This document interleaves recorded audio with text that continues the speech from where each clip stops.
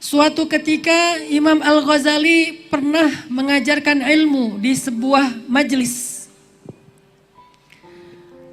Tiba-tiba ada salah satu di antara yang hadir bertanya kepada Imam Al-Ghazali, "Ya Syekh, Allah Subhanahu wa taala berfirman di dalam Al-Qur'an, kulla yaumin huwa fi sya'n." Setiap hari Allah itu sibuk. Maka saya ingin tahu, wa ma sya'nullahil yaum.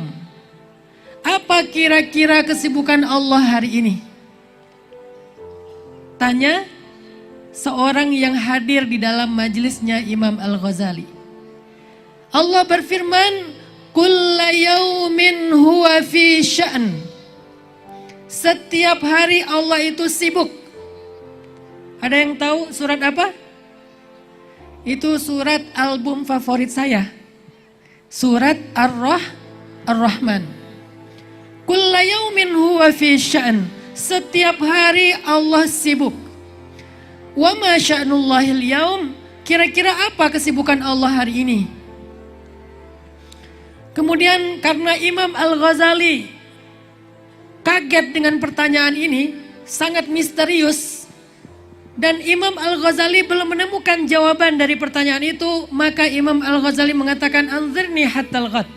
Kasih saya waktu sampai besok. Ketika pulang ke rumah, Imam Al-Ghazali membuka-buka kembali kitabnya, mencoba untuk mencari jawaban, ma sya'nullahil yaum, ma sya'nullahi hadhil lailah. Apa kesibukan Allah hari ini? Apa kesibukan Allah malam ini? Satu kitab demi satu kitab tidak ada jawaban dari kalimat pertanyaan tersebut. Sampai Imam Al-Ghazali hadir lagi dalam majelis hari esok. Ditanya lagi oleh orang yang sama, ya Syekh, apakah Anda sudah dapat jawabannya? Imam Al-Ghazali mengatakan, beri saya 1 hari lagi. Maka pada malam kedua, Imam Al-Ghazali setelah mencari-cari jawaban dari pertanyaan itu dan tidak menemukan, akhirnya Imam Al-Ghazali berwudu, kemudian melakukan 2 rakaat salat sunnah mutlak. Selesai melaksanakan ibadah salat sunnah mutlak 2 rakaat, Imam Al-Ghazali memperbanyak salawat kepada Nabi. Sepanjang malam Imam Al-Ghazali bersalawat. Sepanjang malam Imam Al-Ghazali membasahi lisannya dengan kalimat Allahumma sholli ala Sayyidina Muhammad. Sampai akhirnya Imam Al-Ghazali terlelap karena lelah. Terlelap karena lelah berselawat, Imam Al-Ghazali tertidur. Tiba-tiba dalam tidurnya Imam Al-Ghazali bermimpi bertemu dengan Rasulullah Sallallahu Alaihi Wasallam. Kemudian Rasulullah bertanya kepada Imam Al-Ghazali, apa yang ditanyakan orang itu kepadamu? Kemudian Imam Al-Ghazali dengan matanya yang berkaca-kaca terharu melihat wajah Nabi yang indah seperti purnama. Imam Al-Ghazali mengatakan, ya Rasulullah, dia bertanya kepada saya sesuatu yang saya tidak tahu jawabannya. Dia bertanya tentang ma sya'nullahil yaum, sebagaimana firman Allah, kulla yaumin huwa fi sya'n. Kemudian di dalam mimpi itu Rasulullah SAW memberi jawaban kepada Imam Al-Ghazali. Jika dia besok bertanya lagi, katakan kepadanya, kesibukan Allah setiap hari adalah memberi petunjuk kepada hambanya, memberi rezeki kepada hambanya, mengangkat derajat satu kaum dan merendahkan kaum yang lain, dan menegakkan keadilannya dalam sunnatullah. Tidak lama kemudian Imam Al-Ghazali sadar dari mimpinya. Kemudian Imam Al-Ghazali langsung sujud syukur karena mendapatkan jawaban langsung dari Rasulullah Sallallahu Alaihi Wasallam. Ketika Imam Al-Ghazali datang ke masjid di waktu subuh, seperti biasa Imam Al-Ghazali mengajarkan ilmu ba'da subuh dalam majelis beliau. Tiba-tiba Imam Al-Ghazali dengan sangat pede, apa pede? Percaya diri. Mencari siapa orang yang kemarin bertanya pertanyaan yang sulit kepada beliau. Sekarang saya sudah ada jawaban. Aina sa'il? Mana orang yang bertanya kemarin? Orang itu mengangkat tangannya, ana ya Syekh, saya. Coba ulang pertanyaan kamu. Kemudian orang itu mengulang pertanyaannya. Imam Al-Ghazali dengan tenang menjawab persis seperti yang diajarkan Rasulullah SAW di dalam mimpi beliau. Setelah Imam Al-Ghazali memberikan jawaban, maka orang itu kemudian mengatakan, ya Syekh, banyak-banyaklah berselawat kepada orang yang telah mengajarkan jawaban itu kepada Anda lewat mimpi. Padahal Imam Al-Ghazali tidak memberitahu bahwa beliau dapat jawaban itu dari mimpi bertemu dengan Rasul.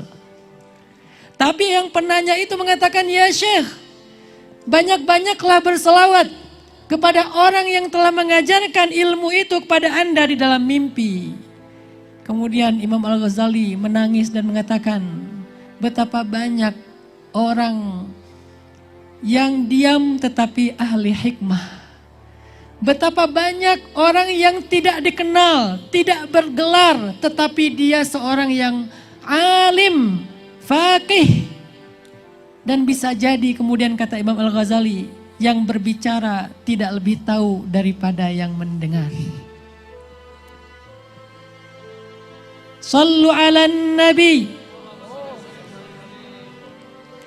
Maka ketika kita malam ini teman-teman sekalian anak muda mengadakan sebuah kegiatan yang luar biasa dengan spirit tahun baru Hijriah, maka kita mencoba untuk membangkitkan kembali semangat sholawat kita kepada Rasul yang diinisiatifin oleh Pondok Pesantren Al-Islah Berselawat. Maka ini adalah sebuah momentum untuk kita lebih dekat dan lebih cinta kepada Rasulullah Sallallahu Alaihi Wasallam. Saya teringat dulu ketika masih kuliah di Al-Azhar, semester awal biasanya di bulan Desember. Dan bulan Desember itu puncaknya musim dingin. Dan rata-rata di bulan Desember ketika ujian, tulisan mahasiswa itu nggak ada yang bagus. Karena gemeteran, kedinginan, sehingga tulisannya jelek-jelek, apalagi tulisannya udah emang jelek. Dia punya alasan, Syekh, ya dokter, ya ustaz, ini dingin makanya tulisan saya susah dibaca. Saya teringat ada satu culture, satu budaya, kebiasaan di Al-Azhar yang luar biasa. Setiap kali mau ujian, kita ada di meja ujian kita masing-masing. Biasanya kalau ujian itu mahasiswa lebih banyak dari biasanya. Hari-hari biasa mahasiswa hanya 1/10 saja dari jumlah yang ada yang hadir di kampus. Sisanya ada yang masih istirahat, ada yang pulang ke Indonesia, ada yang usaha bisnis. Tapi kalau ujian sampai ke halaman-halaman kampus itu penuh dengan mahasiswa. Begitu ya Ustadz ya? Masya Allah ketika di Mesir luar biasa kalau lagi ujian rame. Dan biasanya ada satu kebiasaan dari ulama ataupun profesor dan dosen-dosen Al-Azhar. Beliau datang ke satu ruangan dan ruangan-ruangan yang ada di sana. Satu persatu didatangi. Sebelum kita menjawab ujian, beliau memberi kita semacam nasihat. Abnai, kata beliau, wahai anak-anak kami. Mereka memanggil kami anak-anaknya. Abnai, aulad, wahai anak-anak. Bukalah lembaran ujian kalian dengan basmalah. Karena segala sesuatu yang diawali dengan nama Allah, maka akan diberikan keberkahan. Arti berkah adalah ziyadatul khair, bertambahnya kebaikan. Dan saya ingat satu nasihat lagi yang sangat penting, apa kata beliau? Kalau kalian lupa dengan jawaban dari pertanyaan, maka temukanlah jawaban itu di dalam sholawat. Temukanlah jawaban itu di dalam selawat, maka berselawatlah kepada Nabi. Dan ilmu itu saya pakai sampai hari ini. Kalau lupa, bukan kalau nggak belajar. Kalau nggak belajar, temukanlah jawaban itu di dalam nilai makbul. Atau mungkin rasib, nauzubillah. Rasib itu nggak lulus. Kalau kalian sudah belajar, sudah berusaha, tiba-tiba lupa, maka ucapkanlah ta'awuz. Wa ma ansanihu illa syaitanu an azkurah. Kata muridnya Nabi Musa. Tidak ada yang membuat saya lupa kecuali syaitan. Sehingga saya tidak bisa mengingatnya. Maka ta'awuz. A'udzubillahi minasyaitonir rajim. Kemudian temukan jawabannya di dalam salawat. Allahumma salli ala Sayyidina Muhammad. Sehingga sampai hari ini, setiap kali saya lupa sesuatu, saya akan mencarinya di dalam salawat. Kecuali lupa mantan. Bagi yang punya mantan, jangan cari mantan di dalam salawat, tidak ada. Mantan itu ada di sosmed dengan akun fake. Nggak ada akun dengan nama aslinya. Dia pakai akun dengan nama yang lain. Maka carilah jawaban-jawaban tentang kebaikan hidup. Ketika kita lupa akan kebaikan itu, carilah jawabannya di dalam sholawat. Makanya sholawat itu sesuatu yang luar biasa. Dan itulah maksud dari hadis Nabi.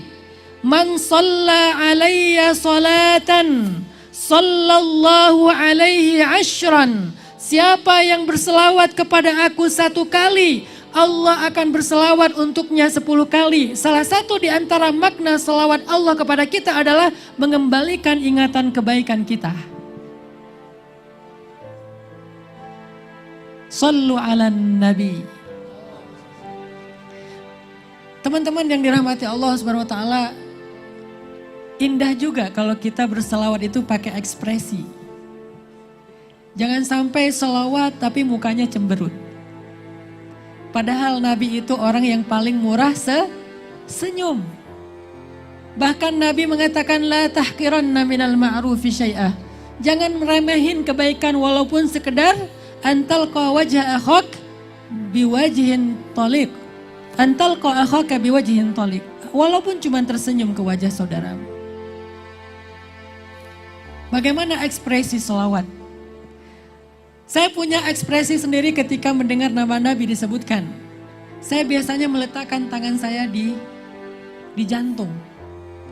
Hanya ada 2 hal yang membuat saya mengekspresikannya dengan meletakkan tangan di jantung.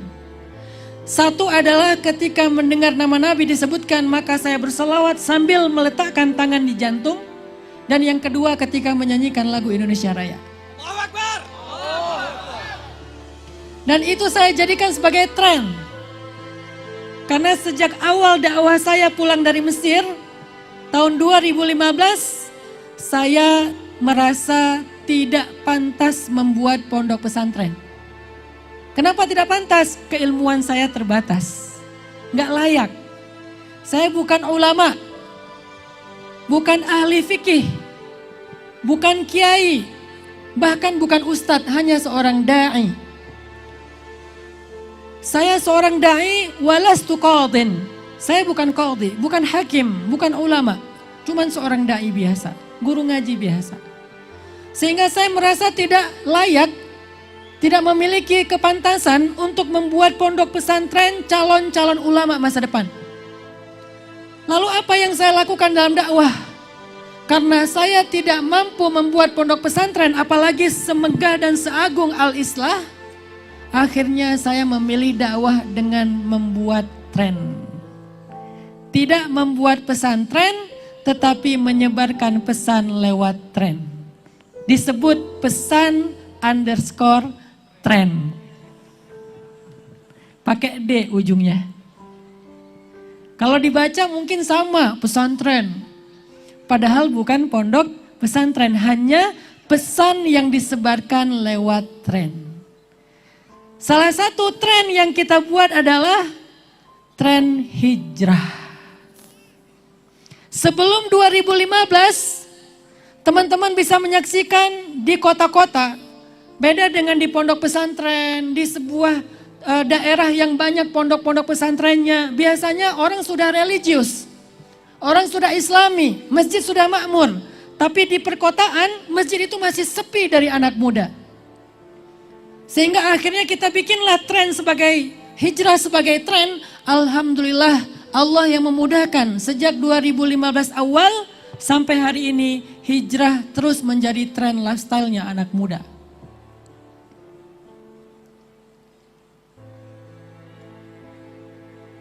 Dan yang luar biasanya lagi adalah yang mengikuti tren hijrah itu bukan sekedar mereka para santri, karena santri tidak perlu berhijrah. Mereka sudah solih. Tetapi yang menjadi kebahagiaan buat saya yang berhijrah itu adalah mereka yang tadinya ingin kembali kepada Allah tapi tidak tahu jalan. Tatoan, belum berhijab. Kalau ada yang datang ke taklim saya sudah berhijab, saya bilang ini salah majelis. Mereka tidak butuh saya. Mereka butuh Abi Mahmud, Abi Toha, butuh Gus Zaki, butuh ulama. Kalau yang datang ke saya itu cadaran, ini salah majelis.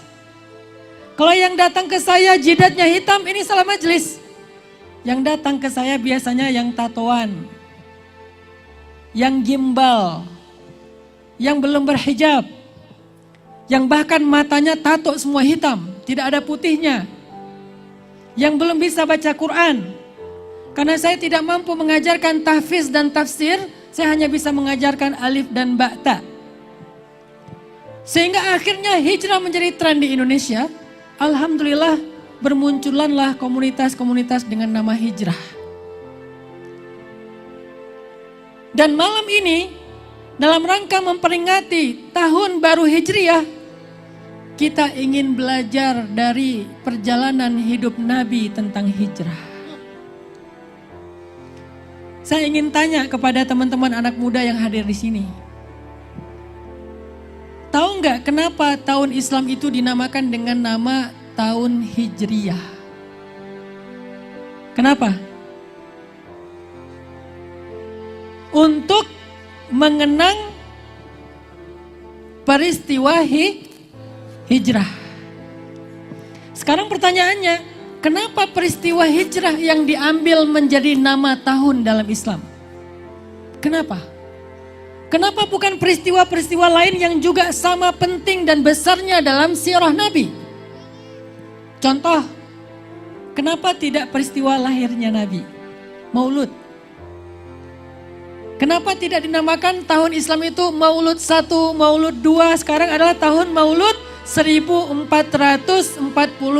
Miladiyah misalnya. Karena Maulid Nabi juga sesuatu yang agung. Peristiwa-peristiwa ketika Nabi lahir itu sangat luar biasa. Kenapa enggak peristiwa itu yang dijadikan nama tahun dalam Islam? Walaupun istimewa. Atau kenapa bukan peristiwa lain yang juga istimewa? Misalnya peristiwa Isra dan Mi'raj. Ini juga peristiwa besar. Ketika Nabi melakukan perjalanan dalam satu malam melintasi bumi, lalu dari bumi ke langit, ke Sidratul Muntaha, bertemu dengan Allah dan kemudian turun lagi ke bumi. Dari Makkah ke Madinah. Di Madinah turun, Jibril mengatakan, "Ya Muhammad, di sini engkau akan hijrah." Jadi ide hijrah itu sendiri muncul pada malam Isra dan Mi'raj. Kemudian dari Madinah berangkat lagi ke Tursaina, Saint Catherine, Tursina di Mesir.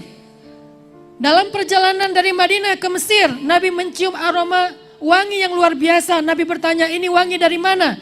Kata Jibril, ini adalah dari aroma kuburannya Masyiatah.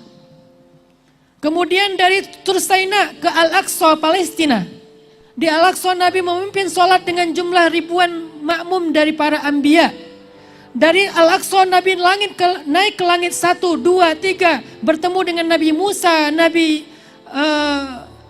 Ibrahim dan seterusnya. Sampai kemudian ke Sidratul Muntaha mendapatkan ibadah sholat. Kenapa tidak dinamakan tahun Islam dengan tahun Mi'raj? Mi'raj 1, Mi'raj 2 dan seterusnya. Atau kenapa tahun baru Islam atau tahun dalam Islam itu tidak dinamakan dengan nama ketika Nabi pertama sekali mendapatkan wahyu, Nuzulul Quran. Itu juga peristiwa besar. Sehingga dikenal dengan nama tahun Bi'sah. Bi'sah 1, Bi'sah 2, maka hijrahnya Nabi terjadi pada tahun Bi'sah ke-13 misalnya. Kenapa tidak dinamakan dengan nama tahun Bi'sah? Karena nuzulul Quran, Nabi pertama mendapatkan wahyu, dilantik menjadi Nabi dan Rasul, diberikan tugas risalah adalah peristiwa yang besar. Atau kenapa tidak dinamakan dengan peristiwa yang lain yang cukup besar juga? Tahun Badar. Perang Badar peristiwa yang besar. Bahkan veteran Badar, orang-orang yang pernah ikut dalam perang Badar, mujahidin Badar, ahlu Badar, mereka mendapatkan jaminan surga dari Allah. Di Badar itu mereka mendapatkan pertolongan dari Allah dengan menurunkan 1000 malaikat. Setelah mereka mengadakan sebuah doa yang luar biasa, yaitu istighatsah. Il tastaghithuna rabbakum fastajaba lakum. Ketika kalian beristighosah kepada Rabb kalian. Apa istighosah? Apa arti istighosah? Doa yang sangat panjang. Setelah Nabi beristighosah, Allah turunkan 1000 malaikat secara beruntun. Bahkan malaikat terlibat dalam peperangan bersama para sahabat. Kenapa tidak dinamakan dengan nama tahun Badar? Atau kenapa tidak dinamakan dengan tahun ketika Nabi membebaskan kota Makkah dari kemusyrikan, sehingga disebut dengan tahun Futuhat? Atau yang terakhir, kenapa tidak dinamakan dengan nama tahun ketika Nabi wafat? Semua itu adalah peristiwa-peristiwa besar dalam sirah Nabi. Lahirnya Nabi, wahyu pertama Nabi, Isra Mi'rajnya Nabi, perang Badarnya Nabi, Fathu Makkahnya Nabi, wafatnya Nabi. Kenapa di antara semua peristiwa besar itu kemudian Nabi dan diresmikan secara ofisial oleh Umar bin Khattab, nama tahun Islam menjadi tahun Hijriah yang diambil dari peristiwa hijrah? Ini pertanyaan yang harus kita temukan jawaban, walaupun jawabannya berbentuk spirit saja, bukan hikmah. Maka di sini menjadi sebuah bukti betapa hijrah itu sangat istimewa dalam Islam, teman-teman. Hijrah adalah sesuatu yang sangat istimewa dalam Islam sehingga dinamakan dengan nama kalender Islam, Hijriyah. Agar kita nggak pernah lupa dengan peristiwa yang sangat agung itu, yaitu peristiwa hijrah. Yang di dalamnya Allah menyimpan banyak sekali rahasia dan hikmah, kebaikan, pelajaran bagi setiap orang yang beriman. Intinya adalah hijrah kunci dari segala kebaikan dalam hidup kita. Kenapa saya katakan demikian? Karena hijrah itu adalah sebuah transisi dari keadaan dakwah Nabi di Mekah yang tertindas, yang dihina, yang luar biasa dimusuhi, kemudian mendapatkan kemenangan demi kemenangan di Madinah. Hijrahlah transisinya. Kalau dalam ilmu sosial ada istilahnya inisiatif transisional. Dalam bahasa dakwah disebut dengan tajdid, pembaharuan. Maka hijrah adalah sebuah inisiatif transisi dalam perjalanan dakwah Nabi fase Makkiyah kepada fase Madaniyah. Bahkan di dalam Al-Quran, kalau kita belajar tafsir, belajar ulumul Quran, karena saya di Mesir mengambil kuliah tafsir Al-Quran di Usuluddin Al-Azhar. Kalau kita belajar tafsir, maka kita akan menemukan ayat Al-Quran itu terbagi kepada 2. Ada ayat yang dinamakan dengan istilah ayat-ayat Makkiyah. Dan yang kedua namanya ayat-ayat Madaniyah. Seluruh juz 30 ayat Makkiyah. Seluruh juz 29 ayat Madaniyah. Sisanya nyampur. Ada Makkiyahnya, ada Madaniyahnya. Lalu kita tanya, apa definisi ayat Makkiyah? Banyak orang Indonesia bilang ayat Makkiyah itu adalah ayat yang turun di Mekah. Keliru, teman-teman. Ayat Makkiyah bukan ayat yang turun di Mekah. Lalu ayat Madaniyah adalah ayat yang turun di Madinah. Bukan. Ada yang turun di Mekah tetapi masuknya Madaniyah. Kenapa? Ternyata yang membedakan ayat Makkiyah dan Madaniyah bukan tempatnya, tetapi peristiwanya. Ayat-ayat Makkiyah adalah ayat-ayat yang turun sebelum hijrah. Dan ayat-ayat Madaniyah adalah ayat-ayat yang turun setelah hijrah. Kenapa dibedakan oleh hijrah? Ini pentingnya hijrah. Sampai kategori Al-Quran pun dibedakan ayatnya antara Makkiyah yang turun sebelum hijrah dan Madaniyah yang turun setelah hijrah walaupun turunnya di kota Mekah. Ini artinya teman-teman, hijrah sesuatu yang sangat istimewa dalam Islam. Sampai membedakan gaya bahasa Al-Quran antara sebelum dan sesudah hijrah. Sampai membedakan konten substansi Al-Quran antara sebelum dan sesudah hijrah. Turun ayat-ayat syariat setelah hijrah. Turun perintah-perintah dan larangan setelah hijrah. Turun hal-hal yang luar biasa setelah hijrah. Sebelumnya fondasi-fondasi keimanan yang disebut dengan ayat-ayat tauhid dan akidah. Maka para ulama mengatakan hijrah itu adalah awal dari segala kebaikan hidup. Apapun nama hijrahnya, apapun bentuk hijrahnya, selama dia hijrah dari yang zulumat kepada nur, dari yang fasad kepada islah, dari yang ma'asi atau maksiat kepada ibadah, maka hijrahnya menjadi kunci dari segala kebaikan. Itu pentingnya hijrah. Apa buktinya Ustadz? Bahwa hijrah itu kunci dari banyak kebaikan dan kemenangan. Kemenangan demi kemenangan yang didapatkan oleh Nabi terjadi setelah hijrah. Apa kemenangannya? Kemenangan pertama, setelah Nabi hijrah, untuk pertama kali Nabi dan sahabat bisa beribadah di masjid mereka sendiri. Membangun 2 masjid sekaligus dalam waktu yang dekat. Pertama, Masjid At-Taqwa. Apa Masjid At-Taqwa? La masjidun ussisa ala taqwa min awwal yawmin ahaqqu an taquma fihi. Apa Masjid At-Taqwa? Masjid At-Taqwa adalah Masjid Quba. Jadi kalau di Indonesia hari ini banyak masjid dengan nama At-Taqwa, maka referensinya adalah Masjid Quba. Setelah membangun Masjid At-Taqwa, Masjid Quba, gak lama beberapa hari kemudian Nabi membangun masjid yang menjadi pusat peradaban Islam. Masjid Nabi atau Masjid Nabawi. Ini adalah kemenangan pertama dan ini luar biasa. Cikal bakalnya peradaban Islam yang terpusat di dalam masjid. Madrasahnya di situ, gedung pemerintahannya di situ, strategi militernya di situ, lembaga sosialnya di situ. Segala kebaikan dalam sebuah peradaban terangkum di dalam Masjid Nabi atau Masjid Nabawi. Itu kemenangan yang besar yang didapatkan setelah hijrah. Apalagi Ustadz setelah itu? Kemenangan sosial. Kalau tadi kemenangan spiritual sekaligus kemenangan kelembagaan. Dalam Islam disebut dengan muassasi. Muassasah. Yang kedua kemenangan sosial. Apa itu kemenangan sosial? Mu'akhat bainal muhajirin wal ansar. Ketika Nabi mampu mempersaudarakan muhajirin dengan ansor.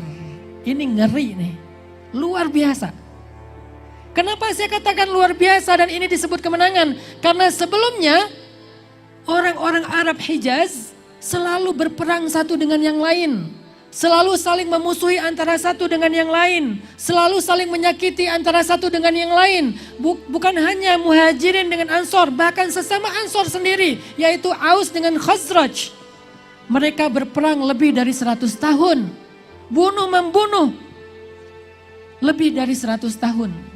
Tapi dengan adanya hijrah, Allah melembutkan hati mereka. Fa'allafa baina qulubikum fa'asbahtum bi ni'matihi ayul ni'mah Ni'matul hidayah biwasilatil hijrah. Nikmat hidayah dengan perantaraan hijrah. Fa asbahtum bi ni'matihi ikhwana, menjadi saudara. Mu'akhad. Mu'akhad bainal muhajirin wal ansar. Dan itulah yang coba saya lakukan di Bandung tahun 2015. Setelah kita membuat tren hijrah, maka salah satu di antara agenda kita adalah mempersaudarakan. Pertama, hijrah. Siapa yang hijrah? Di antara yang hijrah waktu itu adalah geng motor. Geng motor beda sama klub motor. Kalau klub motor itu seneng motor. Ada klub NMAX, ada klub Harley, ada klub trail off-road. Itu klub motor, senangnya hobi memotoran. Klub motor. Tapi geng motor bukan seneng motor, seneng tarung. Ujiannya aja pakai motor. Dari ketinggian, di Bandung itu ada namanya kawasan Lembang. Turun ke Bandung, Lembang itu kalau di Malang kayak Batu turun ke Surabaya. Dari Batu, dari tempat ketinggian turun ke Surabaya, malam hari nggak boleh pakai rem, nggak boleh pakai lampu. Yang duluan sampai ke finish, dia bisa masuk menjadi anggota geng motor. Berapa jumlah satu geng motor? Paling sedikit 50.000. Ada 4 geng motor di Jawa Barat. Sekitar 200.000 anggota. Mulai dari SMP sampai S3. Ada yang doktor. Ada yang doktor S3, bidang manajemen, bidang sosial juga. Luar biasa. Saya datangi toko-toko geng motor. Belajar bareng dengan mereka dulu. Bukan saya ajak ke masjid. Saya bilang ajarin saya naik motor. Loh, ke klub motor Ustaz, bukan ke kita. Saya senangnya sama abang, sama akang. Ajarin cara memotoran. Akhirnya lama-lama beliau tertarik dengan dakwah. Beliau hijrah. Ketika tokohnya hijrah, di belakangnya hijrah. Setelah 4 tokoh-tokoh geng motor hijrah, maka agenda yang kedua adalah mu'akhad baina geng motor. Mempersaudarakan di antara geng motor. Maka kita lakukanlah di bulan Ramadan tahun 2018 deklarasi persaudaraan antar geng motor di Bandung. Ribuan anak-anak geng motor, tatoan segala macam mereka datang, mereka ikut acaranya. Salah satu nama geng motornya Briges. Ada Briges, XTC, Moonrakers, GBR. Kita bikin Briges berzikir. Saya pikir yang datang paling 10-20 orang. Ternyata yang datang 5.000 geng motor Briges. Allahu Akbar. Berzikir. Saya ajak almarhum Ustadz Arifin Ilham. Karena saya tidak bisa memimpin mereka berzikir, saya hanya memprogram mereka. Yang bisa memimpin ada yang lebih soleh dari saya, yaitu almarhum Ustadz Arifin Ilham. Briges berzikir, Masjid Agung penuh. Ada 2.000 di luar masjid. Saya tanya, masih ada ruang di dalam, silakan masuk. Saya bilang, kata mereka, Ustadz kami tidak ingin masuk ke masjid. Kenapa kalian tidak masuk ke masjid, lebih nyaman, di sini panas. Kata mereka, Ustadz masjid itu tempat suci dan kami orang-orang yang kotor. Kata saya, masjid bukan tempat suci. Masjid tempat orang untuk mensucikan diri. Akhirnya mereka masuk dengan tidak pede, merasa nggak nyaman. Merasa nggak pantas di hadapan Allah. Dan itulah awal dari Allah memberikan hidayah ketika dia tahu diri.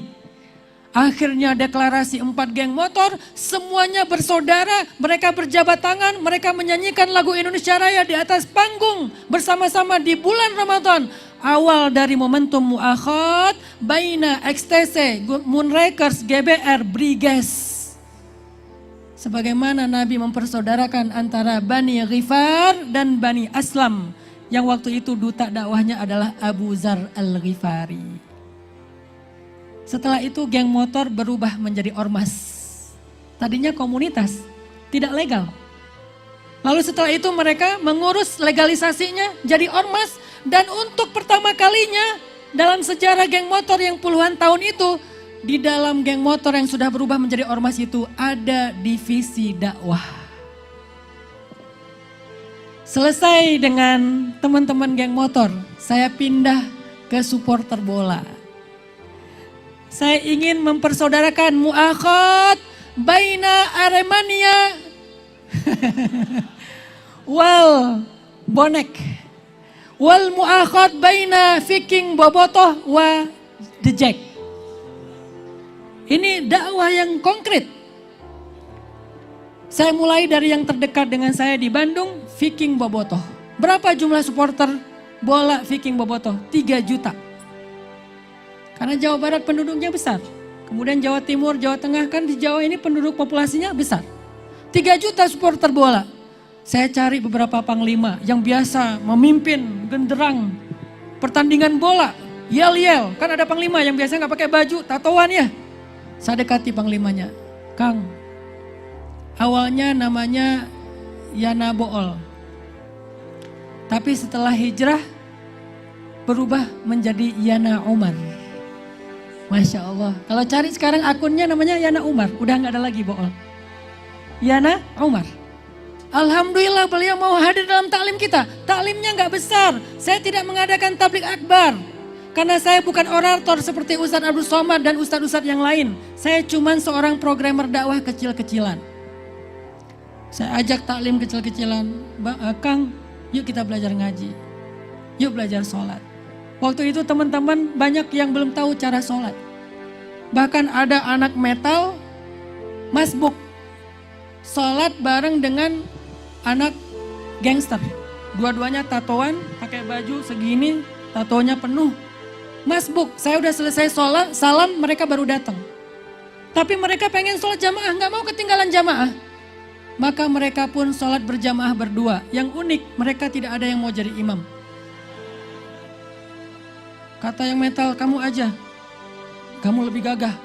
Kata yang gangster, kamu suaranya pasti lebih bagus kan? Lebih lantang suara kamu aja jadi imam. Dorong-dorongan, gak ada yang mau jadi imam. Akhirnya, tahu gak apa yang terjadi di dalam masjid Al-Latif di Bandung? Tempat hijrahnya anak muda. Mereka sweet. Di dalam masjid. Siapa yang kalah, dia jadi imam. Akhirnya yang metal kalah, dia jadi imam. Berdua, kita rekam dari belakang diam-diam. Pemandangan yang mengharukan, spirit buat kita, motivasi. Mereka saja sebegitu seriusnya menghadap Allah.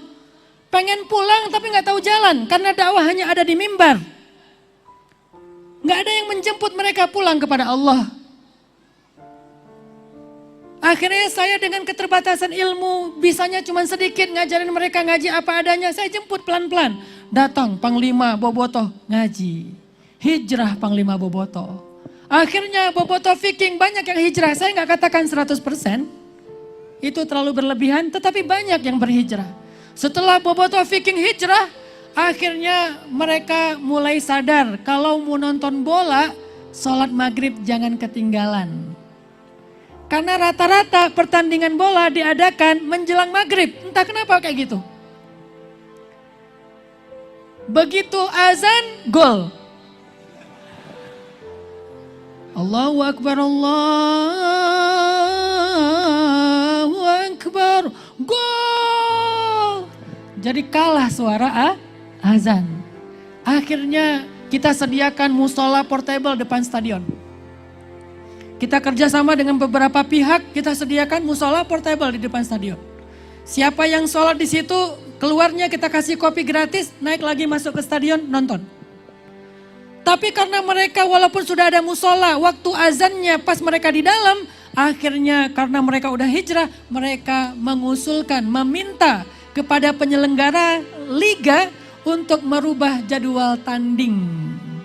Maka sejak saat itu berubahlah jadwal tanding khusus kandang dilakukan setelah sholat maghrib. Akhirnya mereka berbondong-bondong sholat maghrib dulu, beres sholat maghrib, mereka masuk ke dalam dan yang luar biasanya lagi untuk pertama kalinya sebelum tanding bola mereka baca Al-Fatihah bareng. Satu stadion baca Al-Fatihah, kerasa gak gemanya tuh? Beres Al-Fatihah apa? Sholawat bareng. Sholawat bareng. Semuanya Sallallahu ala Muhammad kayak perang. Baru setelah itu yel-yel seperti biasanya. Tapi yang penting Al-Fatihah, sholawat, terserah kalian setelahnya. Masih ada yang bawa botol Ustadz? Ada. Tapi minimal ketika sholawat dia sembunyiin dulu botolnya. Dia respect sama Rasulullah. Beres salawat dia keluarin lagi. Maaf ya Ustadz, saya kalau nggak pakai ini sakit kepala. Ngomongnya sebetulnya udah mulai ngelantur. Inilah mu'akhad dan inilah yang dilakukan Nabi. Qadarullah saya belum sampai ke The Jack karena sudah pandemi. 2019 terakhir saya dengan teman-teman Boboto, 2020 qadarullah pandemi. Akhirnya kita belum sampai ke The Jack, Aremania dan bonek insya Allah. Mu'akhad bainal muhajirin wal ansar. Setelah mu'akhad apalagi kemenangan? Nabi membangun pasar. Maka dalam peristiwa hijrah Nabi teman-teman, kita menyaksikan banyak sekali inspirasi, banyak sekali pelajaran, banyak sekali spirit yang harusnya kita tahu bahwa hijrah memang membuka banyak kebaikan dalam hidup kita. Secara pribadi, keluarga, sosial, bangsa dan negara. Hijrah kuncinya. Dan Indonesia, ketika anak mudanya sudah berhijrah, maka pasti dampak kebaikannya akan terasa untuk bangsanya. Kenapa? Ketika dia mengenal Allah, ketika dia takut kepada Allah, maka hal itu yang akan menuntun perilakunya untuk tidak lagi berbuat jahat kepada manusia. Dulu di Bandung itu begal sering. Ada satu jalan keluar dari tol Paster, ada namanya Jembatan Pasupati. Kalau malam itu dipakai balapan liar. Kalau ada yang lewat, kalau kayak di Jogja itu namanya apa? Keliteh ya. Itu bacok orang di jalan. Dan mobil saya pernah jadi korban. Tapi alhamdulillah sejak geng motor hijrah, anak-anak muda hijrah, polisi udah gak perlu repot. Bapak-bapak aparat polisi gak perlu repot lagi. Karena mereka dengan sendirinya yang sadar. Mereka mulai ke masjid. Akhirnya yang mereka lakukan apa? Hari Jumat bersih-bersih masjid, bagi-bagi makanan. Mereka bikin kegiatan-kegiatan sosial, membantu orang miskin, membersihkan sampah, bahkan sampai ada program sedekah sampah di masjid. Dan yang melakukannya adalah gangster-gangster. Artinya apa? Ketika Indonesia hijrah, maka dampak konkretnya akan dirasakan langsung oleh bangsa itu sendiri. Bukan sekedar narasi hijrah itu. Kesolihan bukan sekedar spiritual. Kesolihan seperti yang disampaikan oleh guru kita tadi adalah dampak sosial yang langsung konkret terasa. Maka saya ngajak nih ke teman-teman, ayo hijrah. Bagaimana cara kita hijrah Ustadz? Hijrah itu ada dua bentuk kata ulama. Ada hijrah makani, hijrah tempat dari Madinah, dari Makkah ke Madinah. Ada hijrah maknawi atau hijrah nilai. Apa itu hijrah nilai? Dari yang buruk menjadi baik, itulah hijrah nilai. Dan ini lebih luas jangkauannya. Dari yang tadinya pacaran, hijrah. Kemana? Ke pelaminan. Gak berani Ustadz. Kenapa gak berani? Bukankah tadi Nabi sudah membuktikan kalau hijrah Allah buka jalan? Dari yang jomblo punya pasangan. Halal. Dari yang pacaran ke pelaminan. Kalau gak mampu ya putus. Berani gak hijrah mutusin? Gak berani Ustadz. Belajar dari sejarah hijrah Nabi. Ketika Nabi hijrah, Allah bukakan jalan. Kalau kamu hijrah kepada Allah, Allah bukakan jalan. Mau putus atau lebih baik lagi adalah ke pelaminan. Belum direstui Ustadz, belum diizinkan Ustadz. Ya udah jangan pacaran. Kenapa? Karena hijrah dari pacaran itu akan membuka jalan yang baik untuk masa depan. Yakin? Yakin. Bagaimana Ustadz kita menikah gak punya modal? Saya nggak bicara tentang teori, tapi pengalaman saya pribadi. Saya nikah di Mesir. Saya berangkat ke Mesir, Abi Mahmud bukan beasiswa, karena saya nggak pinter. Jadi nggak dapat beasiswa. Dites, depak, gagal. Istri saya orang Tuban, Jawa Timur. Mertua saya pengurus Masjid Asmoro Kondi Palang. Saya dulu muazin di situ. Ketika ada acara sedekah laut di Palang, Tuban, saya ceramah di sana. Ketika ada acara tahlilan, saya diundang untuk memimpin tahlil di sana. Saya dipanggil Gus Hanan di sana. Awalnya saya di sana disangka saya anti tahlil. Tapi pas ada tetangga yang meninggal, saya datang pada ngelihat, loh kok ada orang sesat ikut tahlil katanya. Waktu itu saya ikut tahlil, lama-lama suatu ketika ada kiainya lagi sakit, maka saya diminta untuk mengganti kiai. Gus bisa mimpin tahlil, insya Allah. Begitu saya mimpin tahlil, saya baca Al-Qur'annya, baik baca Al-Fatihah, Al-Baqarahnya, baik awal, akhir dan seterusnya, pakai murattal. Ada bekal sedikit-sedikit, dulu sering ikut musabakoh. Waktu kecil, saya ikut musabakoh. Alhamdulillah beberapa kali juara nasional. Ketika di Mesir, saya ikut musabakoh internasional di antara orang-orang Mesir. Dari sekian peserta, alhamdulillah saya juara 1 dan dikasih 20 episode di TV Mesir. Nama acaranya Mizmar Az-Zahabi. Nama acaranya Mizmar Az-Zahabi, seruling emas. Diambil dari sabda Rasul, laqad utita mizmaran min mazamiri ali Dawud. Orang yang baca Al-Quran bagus, kata Nabi, diberikan seruling Daud. Akhirnya ketika saya mimpin tahlil, saya baca. Alhamdulillahi Rabbil Alamin, Ar-Rahmanir Rahim, Maliki Yaumiddin, Iyyaka na'budu wa iyyaka nasta'in. Sampai doa. Allahumma ghfir lahu warhamhu wa'afihi wa'afu anhu wa akrim nuzulahu. Dan seterusnya. Setelah kejadian itu saya sibuk menerima undangan mimpin tahlil.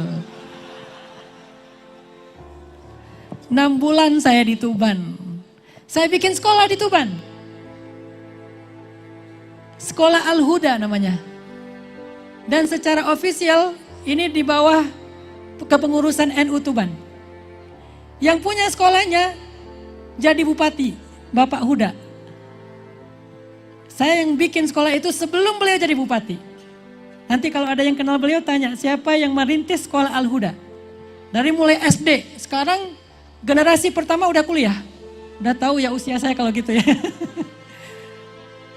Insya Allah. Bukan hanya saya tapi keluarga juga demikian. Saya bikin sekolah Al-Huda, Masya Allah sekarang menjadi sekolah paling besar di Tuban. Salah satu sekolah Islam terpadu paling besar di Tuban. Sebelum kemudian Bupati Bapak Huda diganti dengan Bupati muda yang juga luar biasa hari ini. Intinya adalah bahwa ketika kita berdakwah di jalan Allah, mengajak orang untuk berhijrah, maka kita belajar untuk meyakini bahwa hijrah itu adalah kunci dari segala kebaikan. Balik lagi ke cerita tadi, saya menikah di Mesir dengan seorang putri dari Tuban. Beliau dulu dari kecil belajar di pondok tahfiz di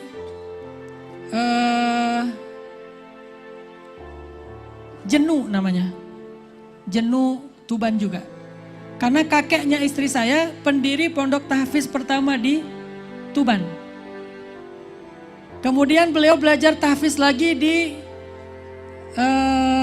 daerah Palang ke sini. Sampai kemudian terakhir berangkat ke Mesir dan dapat beasiswa. Itu istri saya. Saya nggak lulus. Karena nggak pinter. Tapi saya punya tekad, pokoknya saya pengen ke Mesir, bismillah, hijrah maka nih, pindah dari Aceh, asalnya saya dari Aceh. Pindah dari Aceh ke Mesir, kenapa pengen ke Mesir? Pengen cari pengalaman merantau, karena orang Sumatera suka merantau. Sampai di Mesir saya berangkatnya nggak bawa apapun, uang serupiah pun nggak ada. Tapi saya meyakini Allah di Mesir sama dengan Allah di Aceh, sama dengan Allah di Indonesia. Kalau di Indonesia saya bisa makan, kenapa di Mesir saya kelaparan? Sama Allahnya. Yakin dengan keputusan hijrah. Berangkat ke Mesir.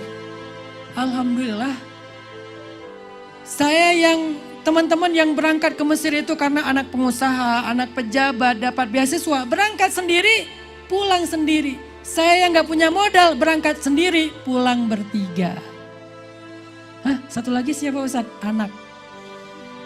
Alhamdulillah sampai hamil di Mesir. Ketika saya mau menikah pun, saya bilang ke calon istri saya, Mbak, saya mau serius gak mau pacaran. Saya pengen ngelamar, mau gak jadi istri saya? Hah? Bapak siapa? Kenal juga belum? Oh iya, kenalan dulu deh. Saya kenalin diri saya, dia kira saya bukan orang Indonesia. Dia pikir saya orang India kali ya. Saya bilang saya orang Indonesia. Kemudian saya pengen menikah. Oh serius. Udah siap, insya Allah. Ada modal? Belum. Terus modalnya apa? Allah berfirman. Wah, pakai ayat nih. Iyakunu fuqara asa ayyughniyahumullah. Kalau mereka fakir sebelum menikah, maka Allah yang akan mencukupkan kebutuhan mereka setelah menikah. Bismillah Mbak. Libatin Allah saya bilang. Dari awal juga udah ceramah 1 minute booster. Yuk libatin Allah. Oh, ya udah saya mah terserah orang tua. Saya telepon ibunya di Tuban. Dulu nelpon itu nggak sekarang gadget gampang. Dulu susah, harus ke wartel dulu namanya. Pergi ke wartel, telepon ibu. Bu, Nje. Saya ingin melamar anak ibu. Hah? Ini siapa ya? Oh ya lupa, kenalin saya Hanan, saya dari Aceh, saya masih Al-Azhar segala macam. Oh saya terserah anaknya, orang Jawa kan santun ya. Saya terserah anaknya, oh ya anaknya sih udah oke. Saya langsung memberi jawaban. Dia malu-malu. Ya udah kalau gitu, kalau serius, kalau anaknya udah siap, bismillah.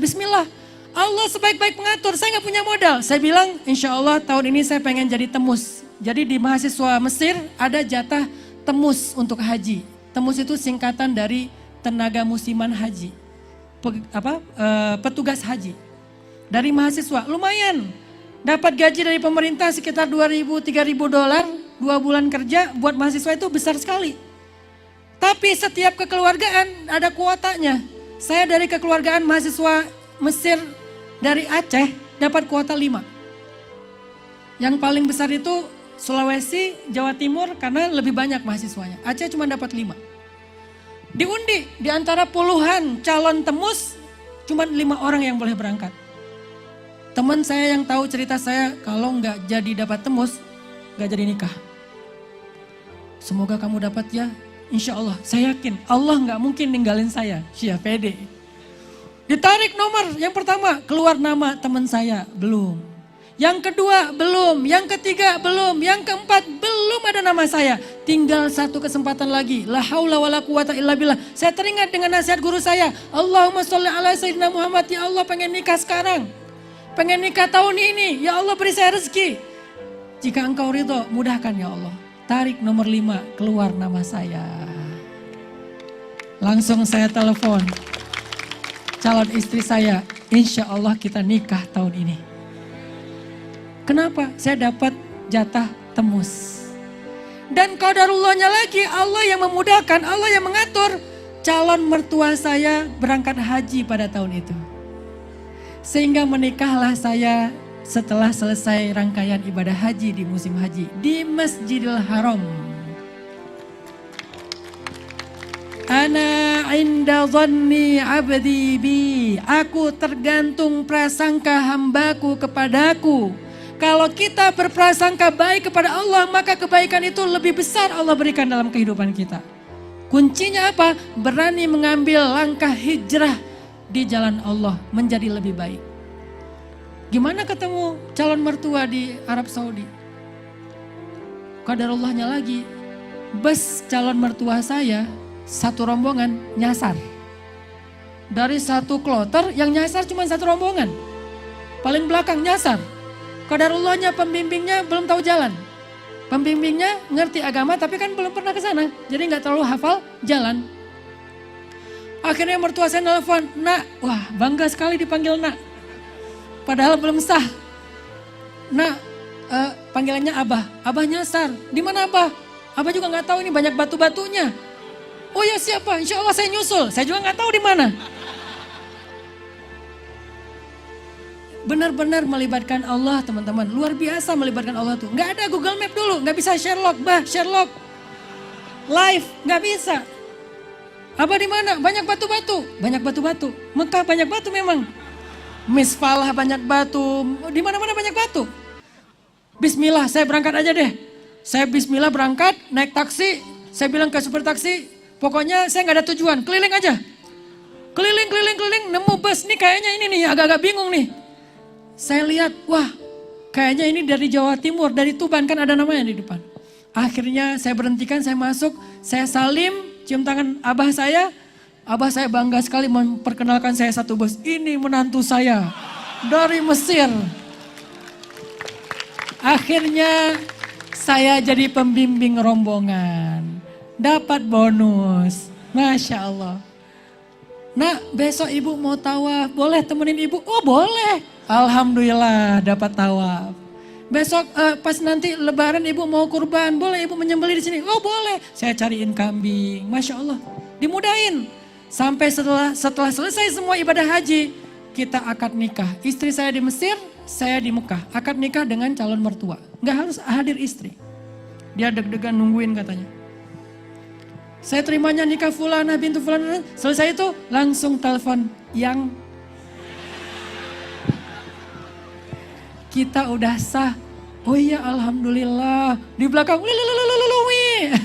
gaya-gaya orang Mesir. Wah heboh aja. Setelah itu kita LDRan setengah bulan. Cuma 15 hari. Beres itu pulang ke Mesir. Kita sudah jadi suami istri. Bulan madu pacaran dengan pacaran halal. Setelah nikah kita having fun di Mesir. Dia ngambil S2. Dapat beasiswa lagi. Karena dia rajin belajar. Dapat beasiswa, saya nggak dapat beasiswa lagi. Saya bilang saya emang nggak mau belajar. Saya pengennya talaki aja. Saya nggak mau ke kuliah, talaki aja sama guru saya. Saya punya beberapa guru talaki Al-Quran, talaki dakwah. Salah satu guru saya namanya Dr. Ahmad Zaid. Beliau adalah ketua Asosiasi Dakwah Pemuda se-Afrika. Saya dapat amanat beliau, Hanan pokoknya kamu pulang ke Indonesia, wasiat saya dakwahi anak muda. Itulah kenapa saya berdakwah di segmentasi anak muda. Akhirnya dia kuliah S2. Kita saya anterin dia ke kampus. Pagi-pagi anterin ke kampus, naik metro goyang kalau kata mahasiswa Indonesia di sana tuh kereta api yang pelan banget di tengah kota. Mirip dengan cerita 99 cahaya di langit Eropa. Anterin, yuk ke kampus. Begitu sampai di kampus saya anterin sampai ke gerbang, saya keliling jalan-jalan. Bawa foto-foto, bikin novel, saya senang nulis. Akhirnya setelah selesai kita pulang ke Indonesia. Bagaimana bertahan hidup di sana setelah uang tembus habis? Ternyata Allah kasih banyak rezeki setelah menikah.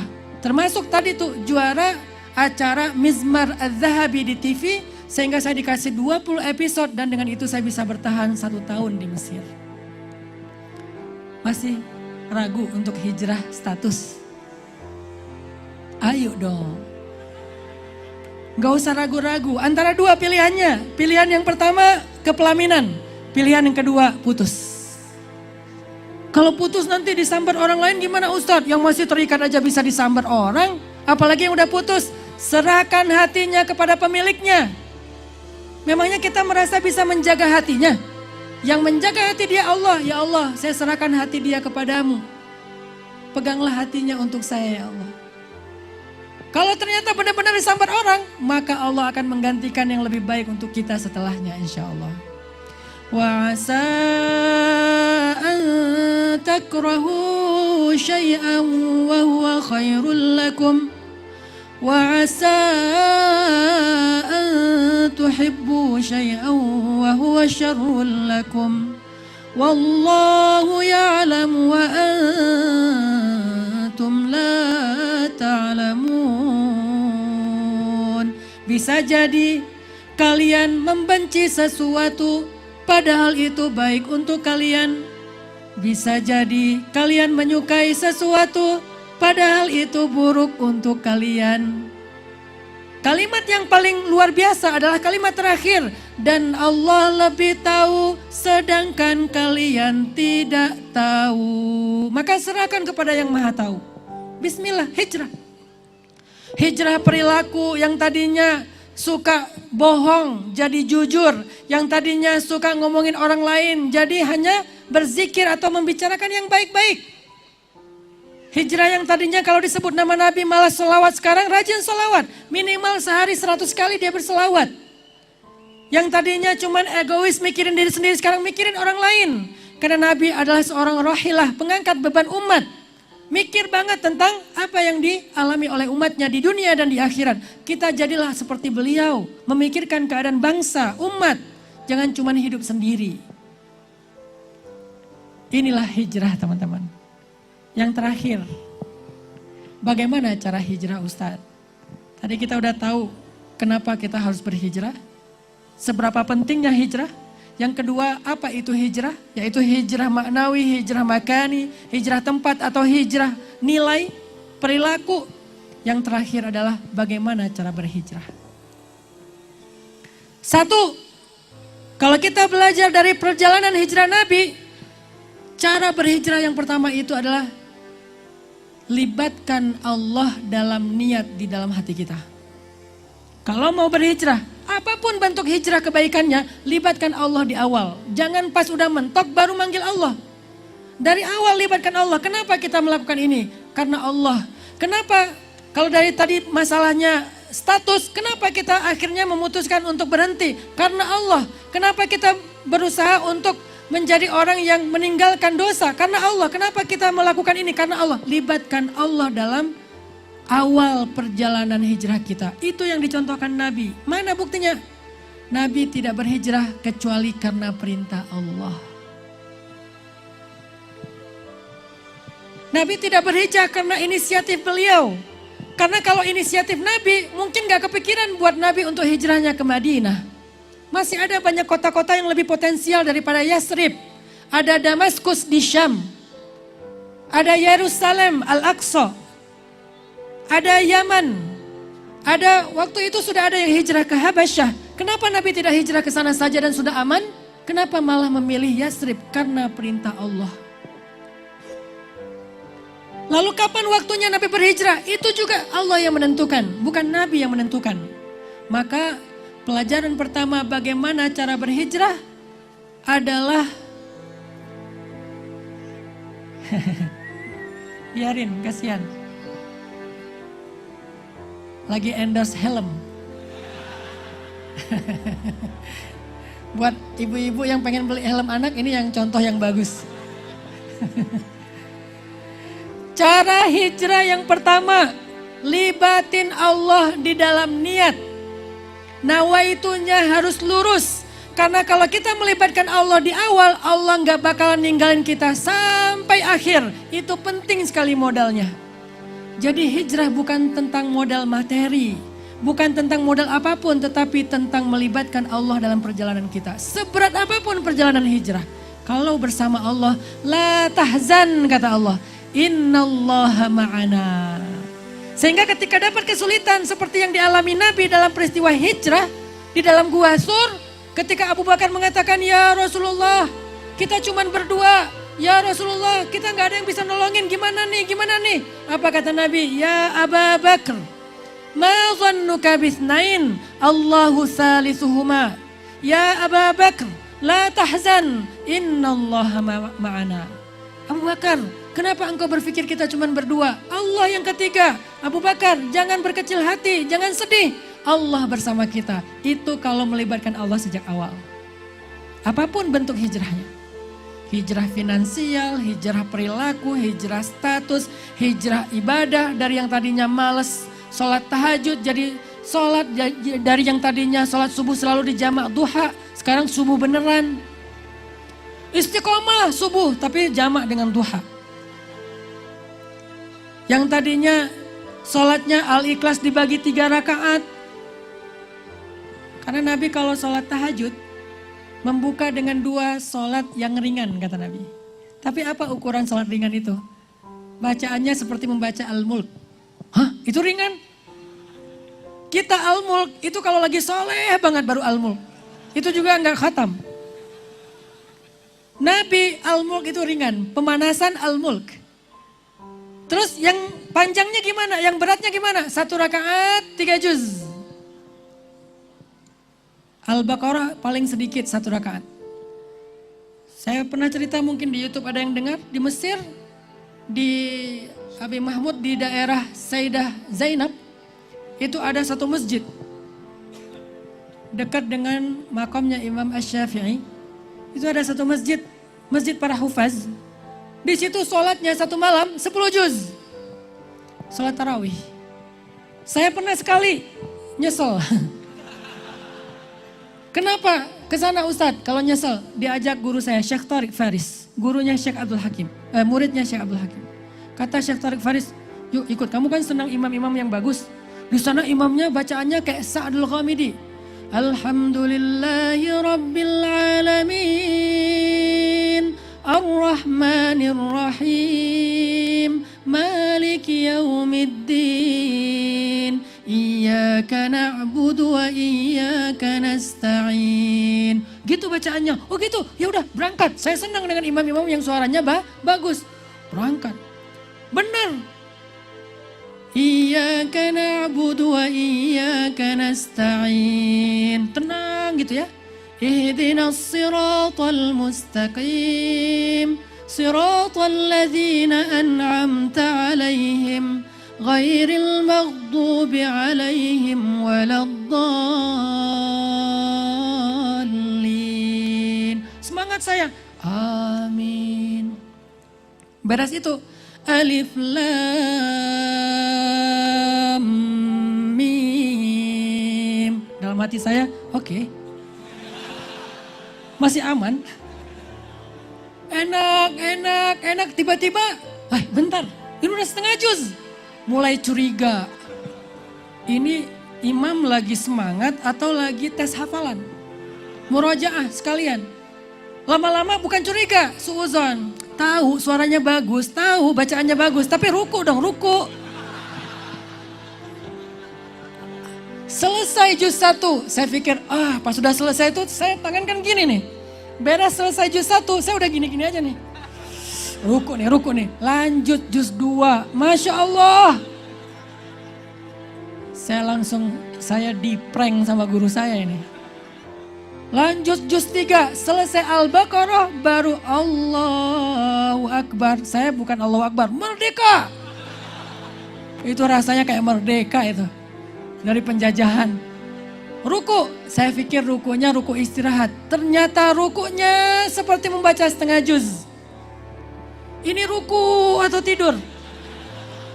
Begitu beres dari ruku, ini kayak digembok, gak bisa bangkit. Sujud. Nah, kalau sujud boleh lah lama-lama ya. Tiba-tiba, udah bangkit. Sujud. Itu sholatnya dari mulai Isya selesai hampir gak sempat makan sahur. Setiap 2 rakaat istirahat. Seperti membaca 1 juz. Istirahat seperti membaca 1 juz. Ada yang goler-goler. Ada yang lurusin ini, ada yang makan kolak. Ada yang pulang dulu ke rumah gak balik-balik. Wah. Balik lagi ke cerita tadi. Bahwa ternyata kalau kita libatkan Allah. Sejak awal langkah pertama kita berhijrah. Allah gak akan ninggalin kita. Gak mungkin. Allah itu Al-Mu'min As-Salam. Apa arti Al-Mu'min? Al-Mu'min kalau berkaitan dengan hakul ibad. Kata ulama tafsir, artinya Allah menjamin aman terhadap hambanya dari kezaliman. Gak mungkin Allah menzalimi hambanya. Itu arti al-mu'min. Begitu juga makna as-salam di antara asma'ullahil husna. Jadi Allah udah pasti gak mungkin ninggalin kita. Kalau kita libatin Allah sejak awal. Tapi kalau kita libatin Allah pas mentok, biasanya ada proses.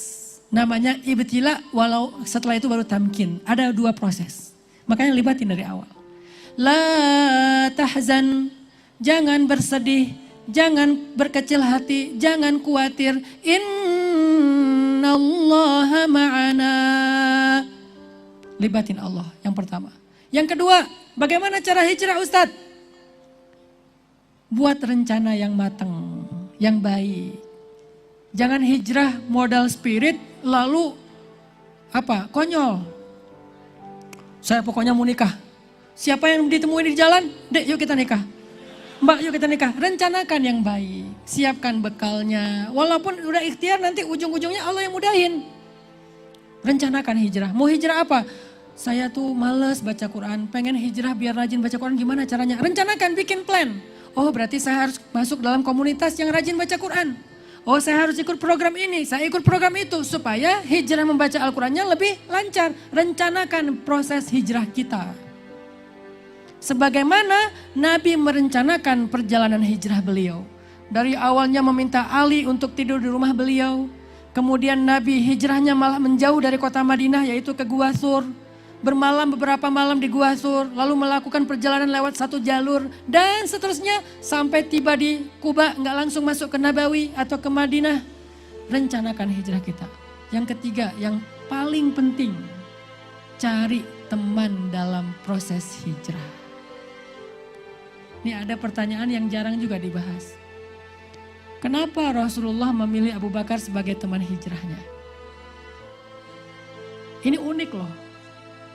Hijrah itu kan perjalanan yang berat, susah, terancam. Kenapa memilih Abu Bakar yang menjadi teman hijrah beliau? Kenapa nggak memilih Umar?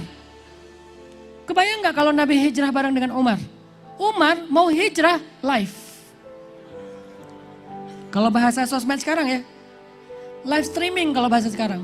Umar berdiri di pusat sosial media Mekah. Apa sosial media Mekah pada masa itu? Pasar dan Ka'bah. Itu platform sosial media pada zaman tersebut. Sekarang kan banyak platform sosial media. Umar berdiri di tempat keramaian, di depan Ka'bah, dekat dengan pasar. Kemudian Umar berkata, Ya ahla Makkah, Ya ma'syara Quraisy, i'lamu anni muhajir. Wahai penduduk Mekah, wahai pemuka Quraisy, ketahuilah kalian saya mau berhijrah. Mau hijrah? Ngomong-ngomong. Mau hijrah, posting dulu kalau bahasa sekarang. Mau hijrah, story dulu. Mau hijrah, status dulu. Anni muhajir, saya mau berhijrah. Siapa yang ingin istrinya jadi janda, anaknya jadi yatim, tunggu saya di balik bukit itu. Cara hijrah Umar gitu. Ngeri ya. Kalau bahasa sekarang, siapa yang pengen istrinya jadi janda, anaknya jadi yatim, saya Sherlock, tunggu saya di sana. Kalau perlu live location. Saya udah di mana, cari aja saya.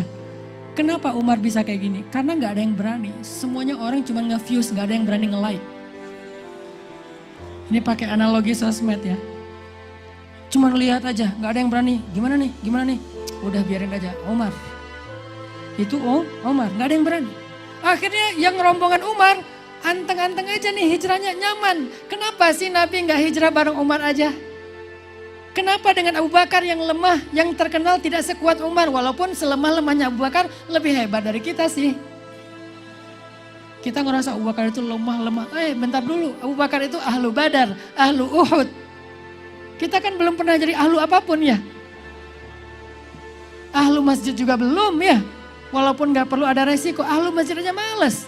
Ahlu subuh aja males. Abu Bakar, ahlu Badar, ahlu Uhud, banyak pengorbanan Abu Bakar. Selemah-lemahnya Abu Bakar, mungkin sekuat-kuatnya laki-laki di zaman kita. Kebayang gak Umarnya gimana? Kebayang gak Hamzahnya gimana? Hamzah itu, nanti kita cerita di bab Hamzah.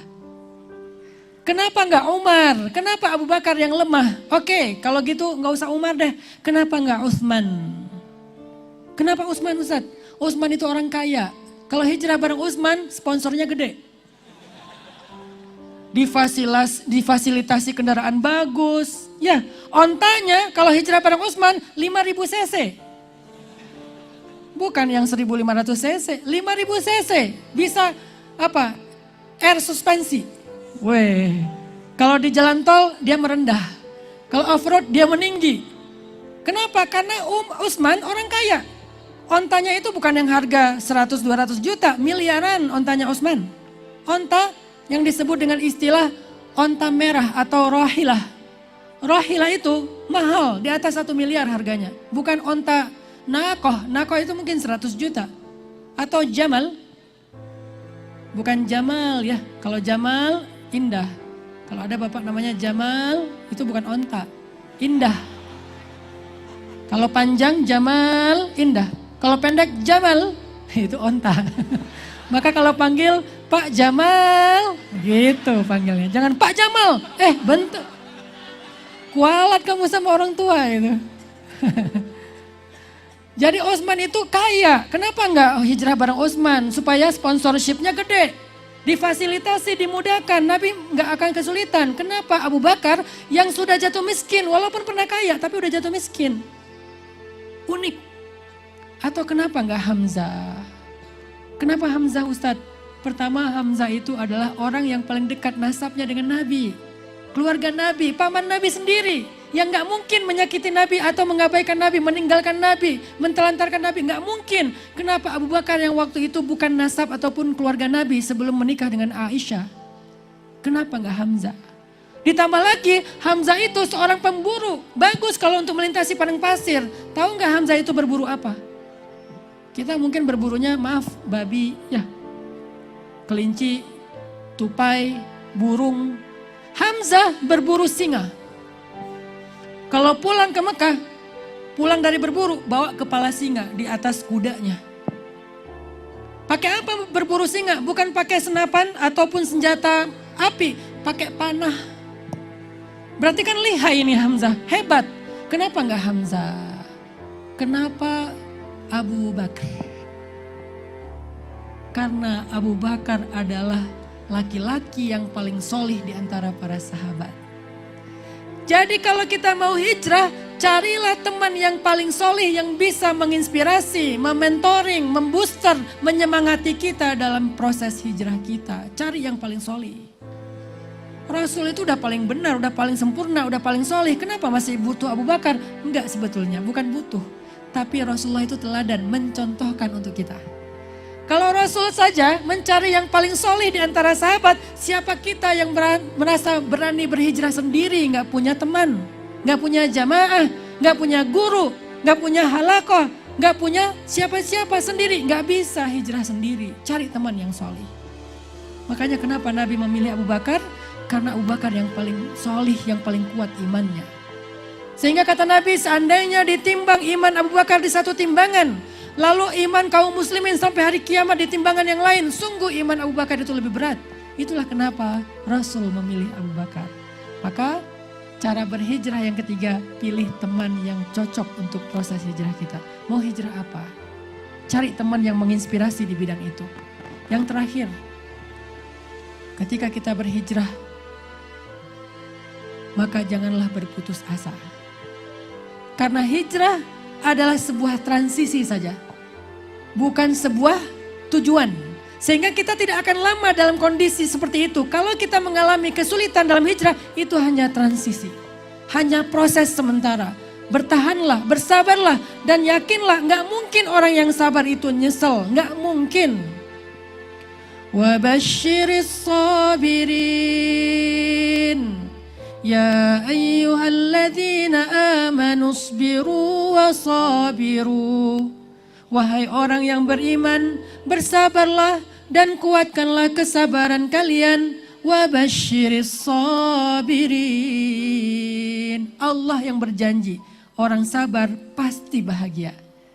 Sabar sendiri, insya Allah nanti dapat jodoh yang istimewa. Sabar mencari rezeki yang halal, gak mau korupsi, gak mau berbohong, gak mau menyogok, gak mau menzolimi orang lain. Pasti Allah berkahi rezekinya. Sabar, maka busyra lakum. Kalian mendapatkan kebahagiaan dan kebaikan. Mudah-mudahan dalam kegiatan Al-Islah berselawat pada malam ini, kita mendapatkan semangat untuk hijrah. Salah satunya adalah yang tadi saya sampaikan di awal. Yuk yang masih males selawat kepada Nabi, ini momentum tahun baru Islam kita jadikan sebagai tahun. Resolusi kita tahun ini adalah saya akan sering berselawat kepada Nabi minimal sehari 100 kali minimal. Silakan dibagi dalam 5 waktu sholat boleh, sebelum tidur boleh, pas lagi nganggur boleh. Sebelum buka TikTok boleh. Daripada kita bangun tidur, TikTok. Sebelum tidur, TikTok. Sholawat dulu. Itu resolusi kita di 1444 Hijriyah. Sehingga kita menjadi orang yang insya Allah mendapatkan 10 kebaikan dalam setiap kali sholawat.